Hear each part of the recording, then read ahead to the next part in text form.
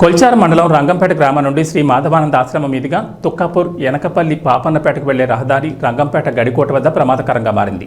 గత కొన్ని రోజులుగా కురుస్తున్న వర్షాలకు పెద్ద గుంత ఏర్పడి వాహనదారులకు తీవ్ర ఇబ్బందులు గురిచేస్తోంది.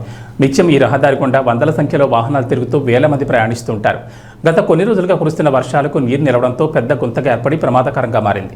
అధికారులు స్పందించి గుంతను పూడ్చి ప్రయాణికులు ఇబ్బందులు తొలగించాలని పలువురు వాపోతున్నారు.